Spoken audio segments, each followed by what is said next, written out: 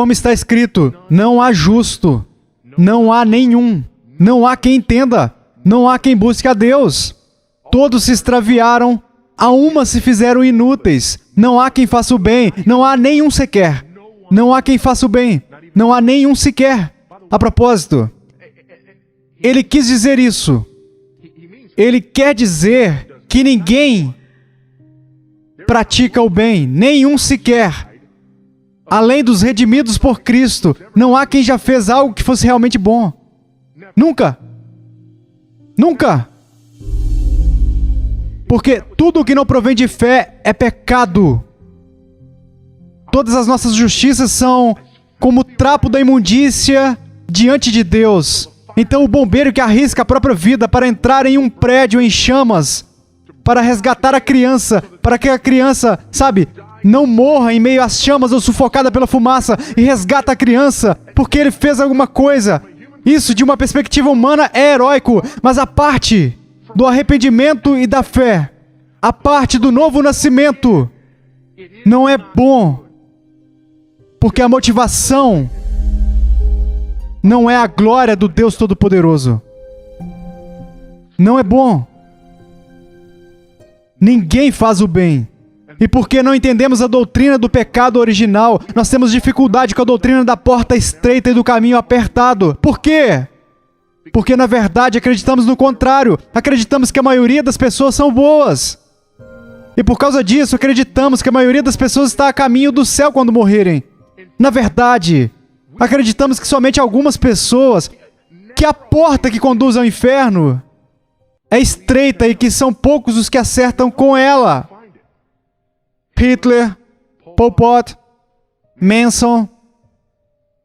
A maioria das pessoas, mesmo as que vão à igreja regularmente, só está disposta a citar no máximo 6 ou 7 pessoas que elas acreditam que irão para o inferno. É desse jeito. E que eles compõem a parada de sucessos dos piores pecadores da história do mundo. Ninguém mais além dessas pessoas. A maioria das pessoas na igreja não admitirá que eles vão morrer e estarão separados de Deus durante a eternidade, porque acreditamos honestamente que a maioria das pessoas é inerentemente boa. Jesus disse exatamente o oposto. As pessoas são perversas e más, e são poucos os que acertam com a porta estreita. É difícil encontrar, não é fácil. É difícil se tornar um cristão e é difícil ser um cristão. Não é fácil. Nenhuma dessas coisas é fácil. E aqui está o porquê. Não há quem faça o bem. A garganta deles é sepulcro aberto. Com a língua urdem engano, veneno de víbora está nos seus lábios. A boca, eles a têm cheia de maldição e de amargura. São seus pés velozes para derramar sangue. Nos seus caminhos há destruição e miséria. Desconheceram o caminho da paz. Não há temor de Deus diante de seus olhos. Esse é o problema deles. Não há temor de Deus diante de seus olhos. Eles acreditam que se eu entrar em um prédio e resgatar uma criança, eu sou bom. Não há temor de Deus que diga, independentemente do que eu faça na minha carne, eu não sou bom.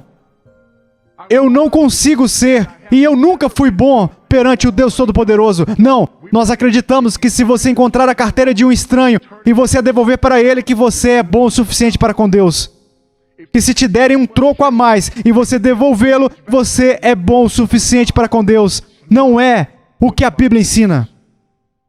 Estamos arruinados desde o início até o último de nós e não há nenhum temor de Deus diante dos nossos olhos. E há uma míriade de motivações para fazer esse tipo de coisa que não tem absolutamente nada a ver com uma vida redimida. Absolutamente nada. Queremos ser boas pessoas, queremos ser bons cidadãos, queremos ser heróis, seja qual for o caso. Inúmeras razões para fazer aquelas coisas que nada tem a ver com o temor de Deus. Bem, aqui está o outro problema.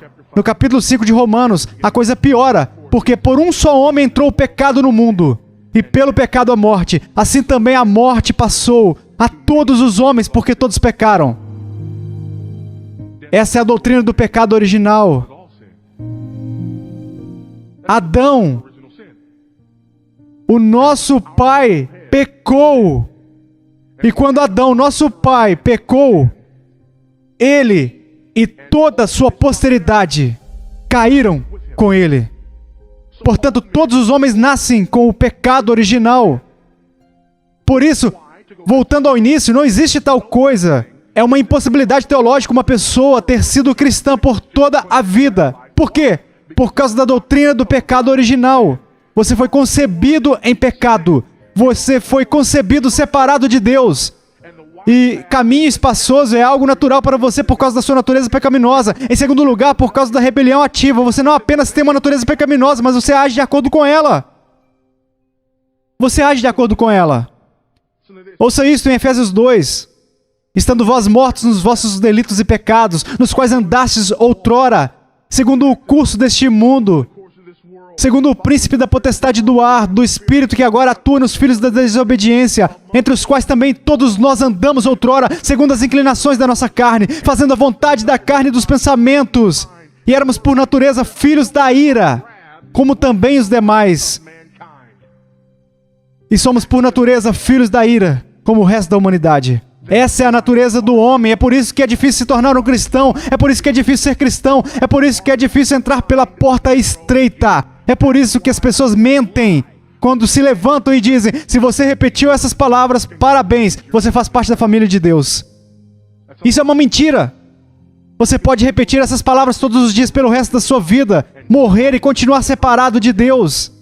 Existem duas portas, existem dois caminhos, existem duas multidões. E aqui está o problema.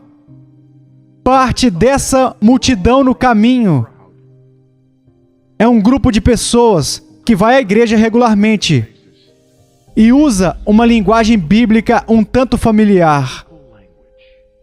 A pele deles é coberta pela verdade, mas em torno na carne é a mentira. E há muitas pessoas dentro desse caminho espaçoso que não têm ideia de que é nesse caminho que elas também estão. Por quê? Alguém garantiu a eles um dia: você não está mais no caminho espaçoso. É tão fácil quanto 1, 2 e 3, é tão fácil como o ABC. E de repente, eles estão andando no caminho largo e de vez em quando eles enxergam um vislumbre daquele caminho estreito. E eles têm um vislumbre daquele caminho estreito e dizem: uau, parece que os outros estão em um caminho diferente do que estamos. Oh, não, não, não, não, não, não. Eles não estão. Não, não, não, não, não, não, não. Esse é apenas mais um tipo de caminho cristão diferente. Na verdade, eles são legalistas. Ou fanáticos. Eles estão levando isso muito a sério e indo longe demais. Continue aqui no caminho largo. Porque afinal, você acha que se realmente não estivéssemos fazendo o que é certo, haveria milhares de pessoas frequentando a nossa igreja e dezenas delas sendo salvas todas as semanas? Como podemos estar no caminho largo se as pessoas estão vindo até a frente pelo corredor com lágrimas escorrendo pelo rosto, fazendo a oração do pecador? Como podemos estar no caminho largo se é isso que tem acontecido? Como podemos estar errados se Deus está abençoando o nosso trabalho dessa maneira?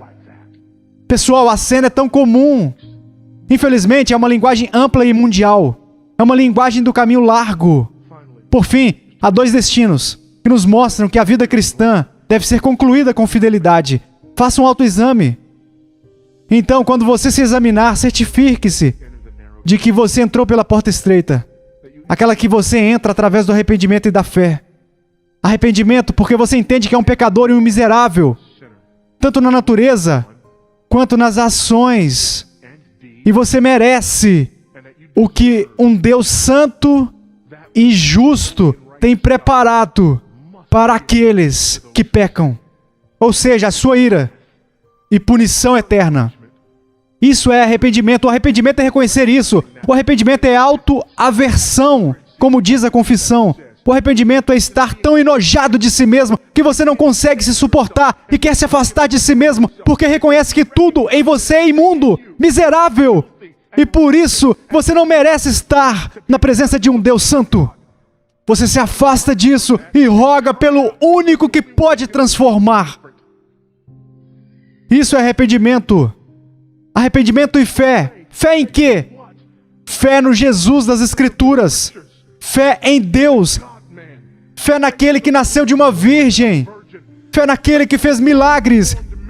Fé naquele que morreu em uma cruz e ressuscitou no terceiro dia. Fé naquele que voltará para julgar os vivos e os mortos. Fé no único que é a resposta para a questão do pecado do qual você está arrependido. Fé apenas nele e em sua obra consumada. Não na obra dele mas somente na obra dele. Isso é fé. Isso é fé. Não apenas o nome, mas a paixão e a obra de Jesus Cristo. Coloque a sua fé no Senhor Jesus Cristo. Clame por Ele para que Ele possa te salvar e te perdoar dos seus pecados. Entrai pela porta estreita. Caminhe pelo caminho apertado.